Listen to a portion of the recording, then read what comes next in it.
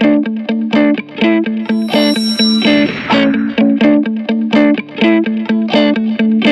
चाहते हैं कि मैं आज किस टॉपिक के बारे में बात करूं? सर मेरा टॉपिक ये है कि हम लाइफ में इंडिया में खासकर 2-3 बार फेल करते हैं, फ्रस्ट्रेट हो जाते हैं बुरी तरह से। लेकिन कितनी बार हमने देखा है बाहर में जैक मा हो गए या जुकरबर्ग हो गए, 8 बार 10 बार फेल हो रहे तो वो क्या जैसे मैं भी लाइफ में सीए कर रही हूँ, 3-4 बार तक हो चुकी हूँ वो लाइफ में क्या पर्सपेक्टिव हो कि हम अगर 10-12 बार भी फेल हो भी रहे हैं तो वो हो माइंड में सेट कि हम अगले 40 साल तक उसी काम को हम लगन से कर सकते हैं। मतलब कि सक्सेसफुल लोगों की थिंकिंग में ऐसा क्या है जो मेजॉरिटी ऑफ लोगों को पता नहीं है, क्योंकि मेजॉरिटी ऑफ लोग सक्सेसफुल नहीं है। तो how successful people think, that is what you are asking, right? कि वो कैसे सोचते हैं। और मेरे से क्यों पूछ रहे हो? अपनी तारीफ सुनने में किसे नहीं मजा आता है? क्योंकि सर आप सक्सेसफुल हो। My topic is very similar to what she said. 2 of my friends are clinically depressed and they have to take antidepressants and visit a psychiatrist. So it's like when people start to fail, they also shared similar story to what she said. They were in CA and then they failed their exams and they felt depressed and they couldn't function properly. Their energies were low. So I want you to talk about depression and like natural ways to come out of it and why it happens and like how to avoid it. ये भी बड़ा interesting point है और आपसे related है।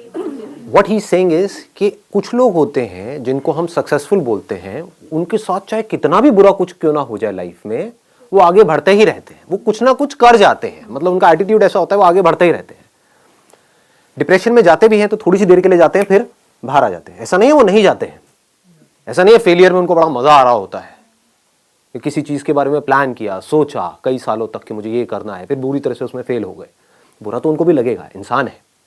लेकिन होता क्या है कि वो बड़ी जल्दी उस फेलियर से बाहर आ जाते हैं, बड़ी जल्दी डिप्रेशन से बाहर आ जाते हैं, बड़ी जल्दी स्ट्रेस से बाहर आ जाते हैं और आगे बढ़ जाते हैं। और कुछ लोग होते हैं जो डिप्रेशन में चले जाते हैं और बाहर नहीं आ पाते हैं।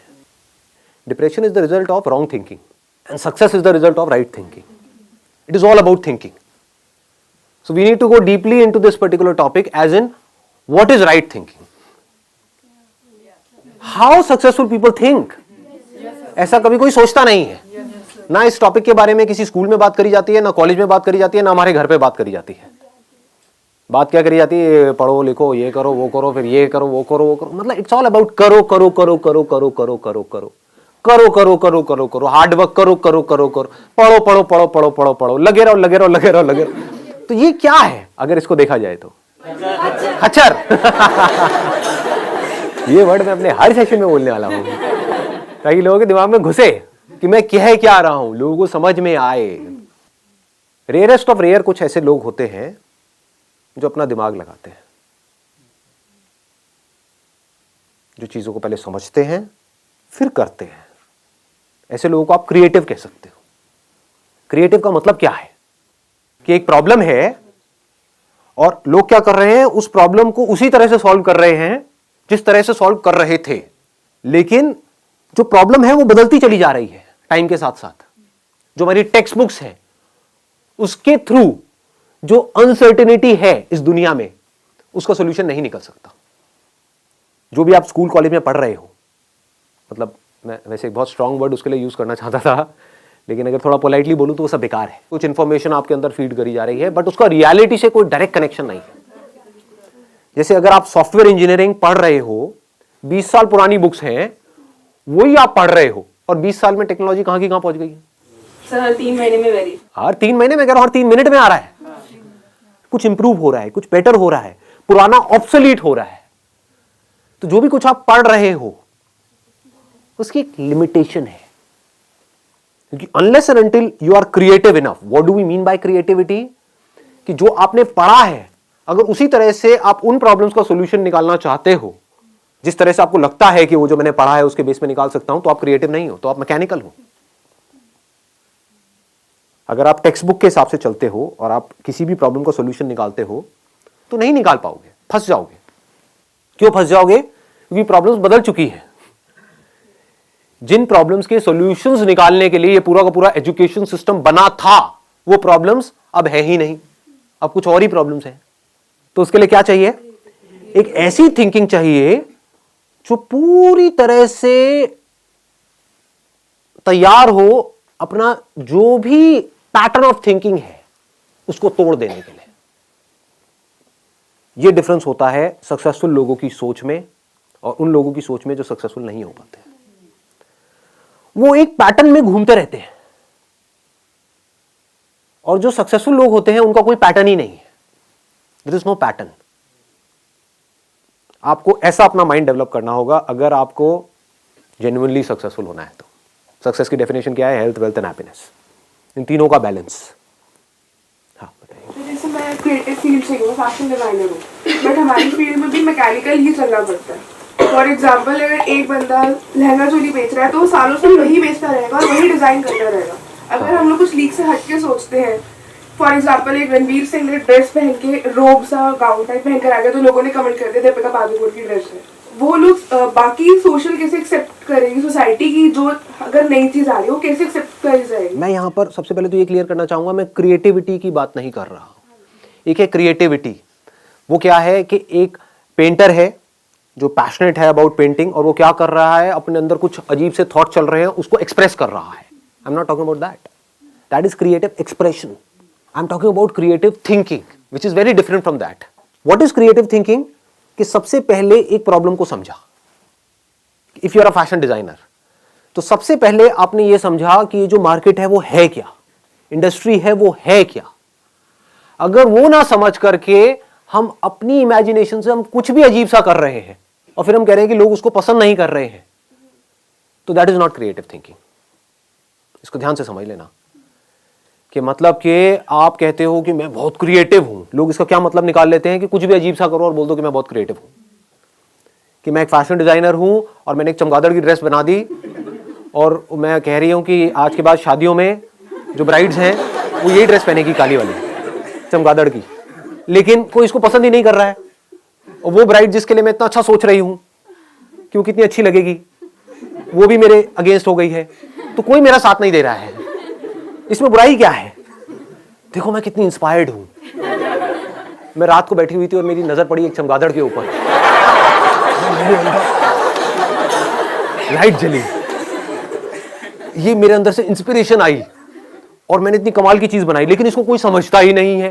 तो ये अगर आप बना रहे हो अपने शौक के लिए, अपने मजे के लिए, तब तो ठीक है। But what is creative thinking? To find out the solution to a problem, to an existent problem. Creative thinking का मतलब ये नहीं कि कुछ नया करना है, तो नजर अलग चाहिए और दुनिया से नजर अलग चाहिए। सिर्फ नजर का खेल है। थिंकिंग मीन्स क्या? नजर ही तो है। किसी की नजर कहीं पर है, किसी की नजर कहीं पर है। जिसकी नजर जहां पर है उससे रिलेटेड उसके अंदर थॉट्स आते हैं, उससे रिलेटेड एक्शंस होते हैं। किसी की नजर कहीं और है तो उससे रिलेटेड थॉट्स आते हैं, तो वो थॉट्स ही ऐसे हैं, वो नजर ही ऐसी गलत जगह पर है कि उससे रिलेटेड गलत ही थॉट्स आने हैं और बंदा नीचे ही धसेगा। अगर नजर सही जगह पर है तो थॉट्स भी सही आने हैं और वो ऊपर उठेगा ही उठेगा। उसको दुनिया की कोई ताकत रोक ही नहीं सकती। समझ गए? तो अब देखो क्या होता है कि पहिए भी बन चुके थे हजारों साल पहले और ये बैग्स भी थे।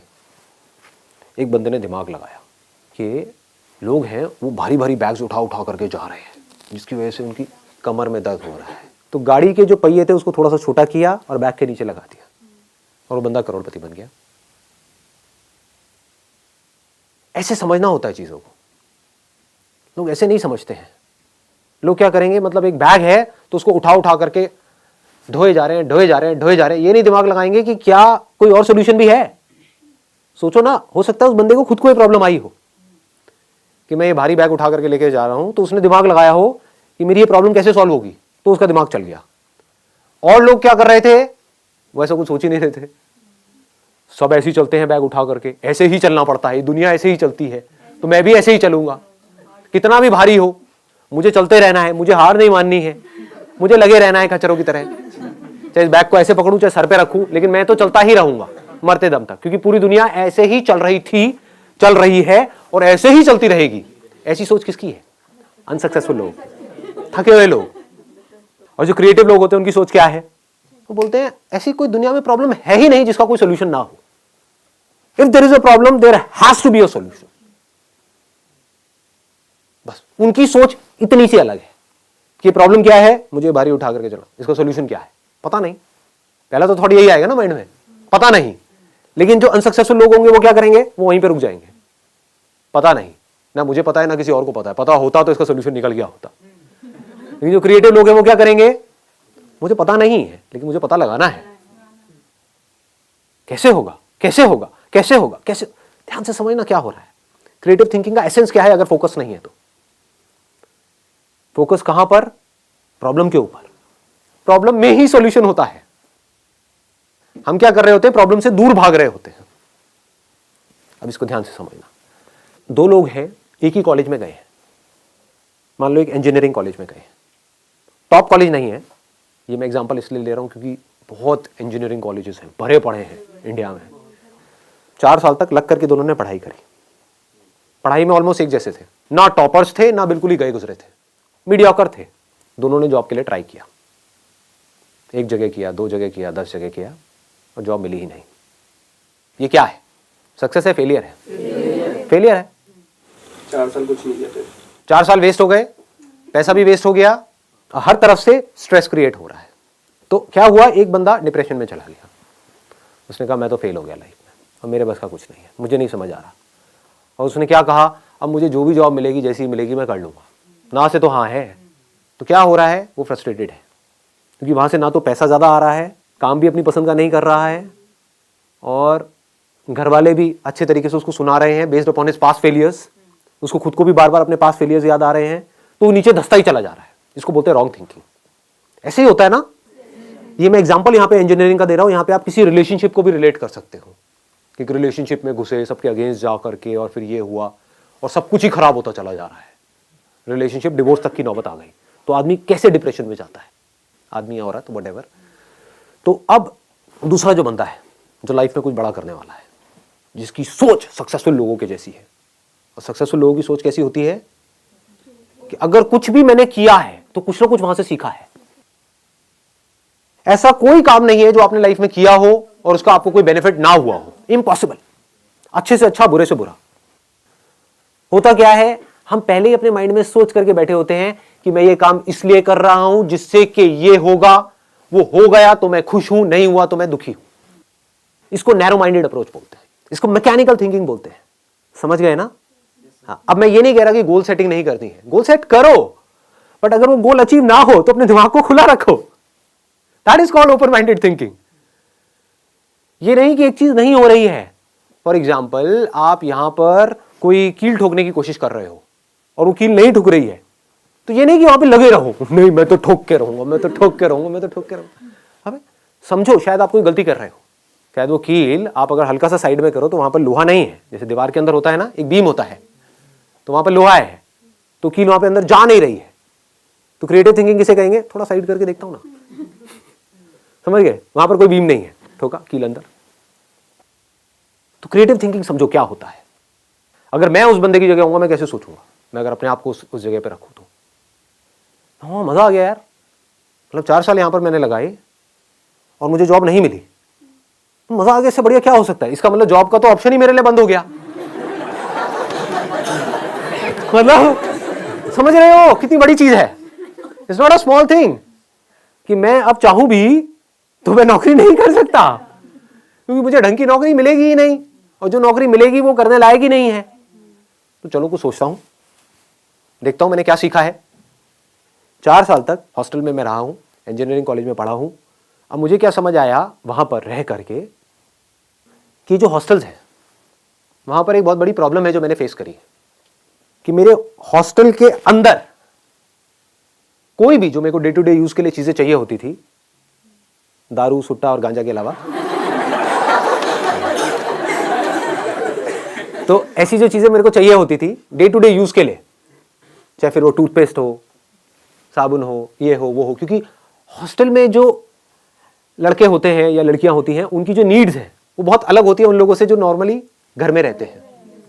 और ये प्रॉब्लम सिर्फ मेरे हॉस्टल में नहीं थी, मेरे आसपास में पूरा का पूरा जो कैंपस एरिया है वहां पर कोई भी ऐसी शॉप नहीं थी जहां पर मैं जाऊं और एक ही शॉप से मेरे को सब कुछ वो मिल जाए जो मुझे चाहिए।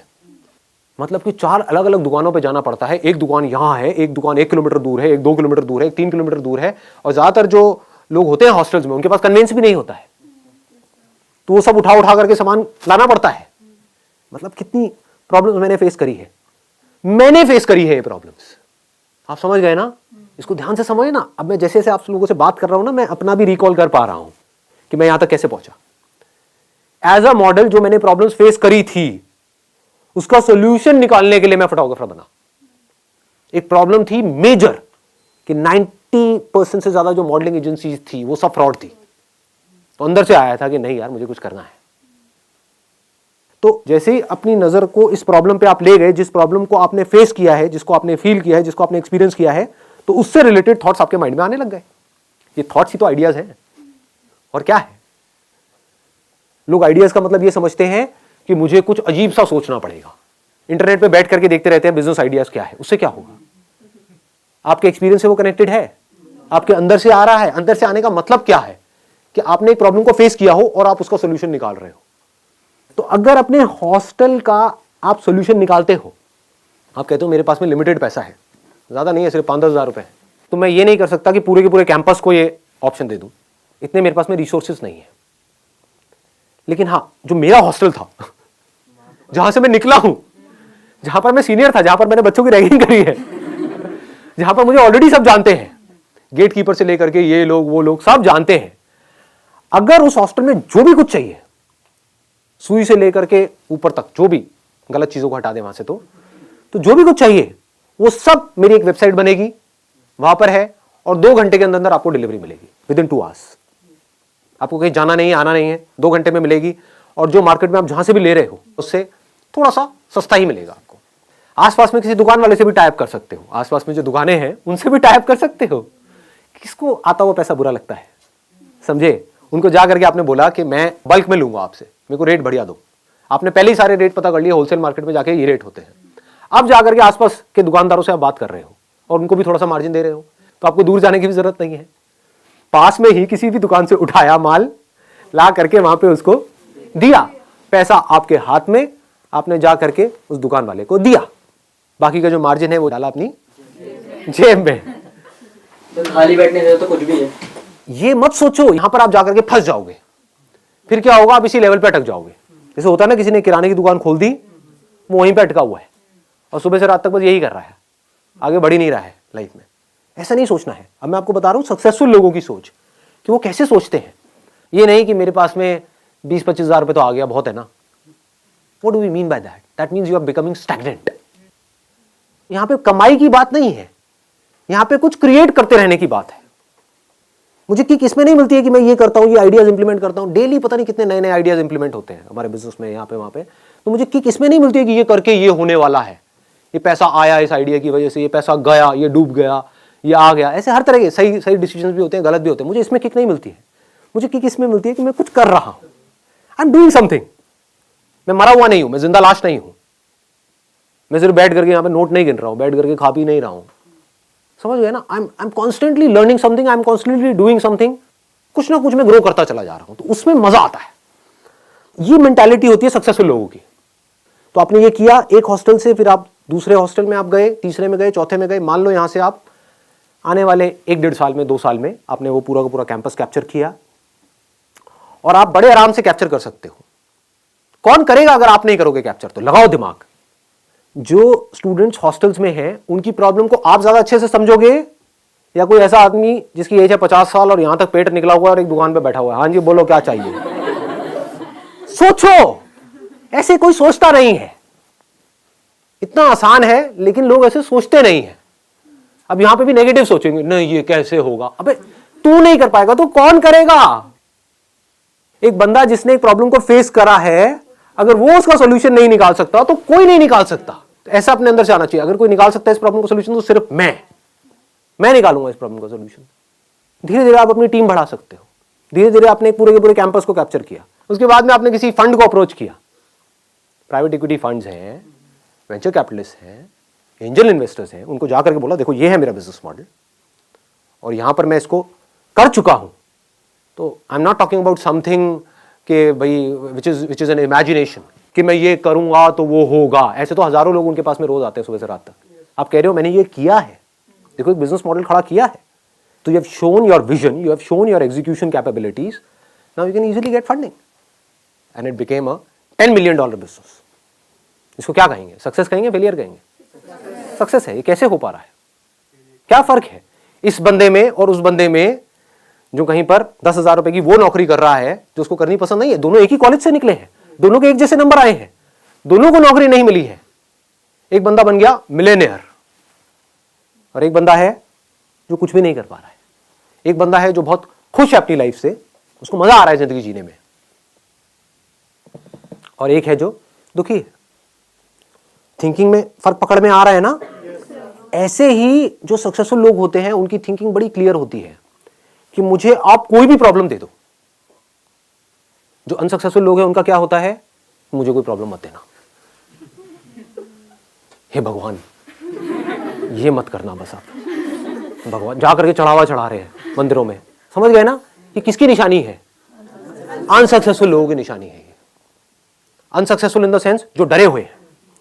जहां पर डर है वहां पर क्रिएटिविटी नहीं हो सकती। जो ये सोच सोच करके सोचेगा कि कहीं मैं कोई गलती ना कर दूं, कहीं मेरे साथ में कुछ गलत ना हो जाए, अब वो क्या सोचेगा? वो एक लिमिटेड दायरे में सोचेगा। वो सिर्फ सेफ्टी और सिक्योरिटी के बारे में सोचेगा, और आपको सेफ्टी और सिक्योरिटी दे करके ये दुनिया आपसे कुछ भी करवा लेगी। बांधने में 1 सेकंड लगेगा। ऐसे ही लोग बनते हैं, इन्हीं को अनसक्सेसफुल कहते हैं। वो बन जाते हैं। उन्हें क्या चाहिए? सेफ्टी एंड सिक्योरिटी, बस खत्म, और कुछ नहीं चाहिए। ध्यान से अपने अंदर झांक करके देखना, आपको समझ आएगा मैं क्या बात कर रहा हूं। प्रॉब्लम से डर लगता है कि कहीं ये ना हो जाए, कहीं मैं इस कॉलेज से निकल तो रहा हूं, पता नहीं जॉब मिलेगी या नहीं मिलेगी। किसकी सोच है? सक्सेसफुल लोग। जो सक्सेसफुल लोग हैं वो क्या कहेंगे? जॉब मिले तो ठीक है, नहीं मिले तो ठीक है, मैं कुछ ना कुछ तो ढंग का कर ही लूंगा अपनी लाइफ में। ओपन माइंडेड अप्रोच आज के टाइम में अगर लेके चलेंगे तो फिर वहाँ पे स्टेबिलिटी नाम का तो वर्ड ही नहीं एग्जिस्ट करेगा, क्योंकि हर बात कुछ नया, हर बार कुछ नया, फिर स्टेबिलिटी तो रहा नहीं। जो लोग स्टेबिलिटी के बारे में सोच रहे हैं, क्या उनकी लाइफ में स्टेबिलिटी है? तो इस इल्यूजन से बाहर क्यों नहीं आते हो? इस दुनिया में कुछ भी स्टेबल नहीं है। हम सोचते हैं कि ये मैं करूंगा तो ये एक स्टेबल करियर है। What do we mean by that? आपको नहीं पता वहां पर आप जिस ऑफिस में जाने वाले हो वहां पे किस तरह के लोग होंगे। हर तरह के लोग हर जगह पर है।